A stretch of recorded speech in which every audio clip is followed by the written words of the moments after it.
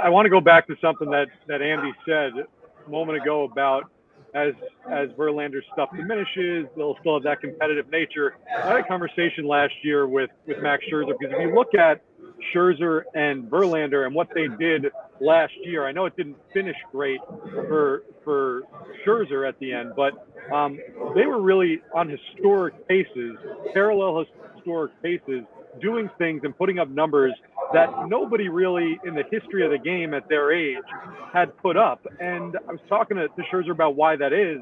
And he said, when you talk about it, he admitted like his own stuff is going down a little bit, especially in comparison to the way stuff is going up across Major League Baseball. But these guys, not only are they so competitive, they're so smart. And when you look at how generic a lot of hitters' swings have become, they find ways to exploit that. And these analytics, I know a lot of people give analytics a bad rap, but there is so much information for these two pitching geniuses out there that they really have figured out ways to exploit hitters' weaknesses. And that's why I think you're seeing what you've seen over these last couple of seasons, and why, again, when you're talking about the risk reward, yeah, I understand that it's always a little bit risky to go into a season with two guys. You're counting on two guys that are upper 30s into their 40s.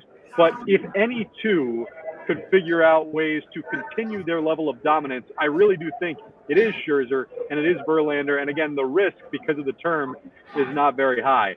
Now, Andy, I want to go back to you about coming to New York, because last year there were all those rumblings about, will the Yankees pursue Verlander, and that never really came together. So what, if anything, changed with Verlander's desire and willingness to come to New York City this year? Well, that's right, Steve. And the Yankees were under the impression last year that after their dealings with Verlander that he was not interested in coming to New York. And the Mets were aware of that because, look, the Yankees offered him 1 year and 25. The Yankees kind of felt like ultimately Verlander took that offer back to Jim Crane in Houston, got more out of the Astros rather than, obviously came to the Yankees. They extrapolated from that it wasn't going to work going forward, which is why I never really thought they were very serious players for him this time around. I think the connection that he made with the Mets organization can't be discounted, certainly, but also just the money.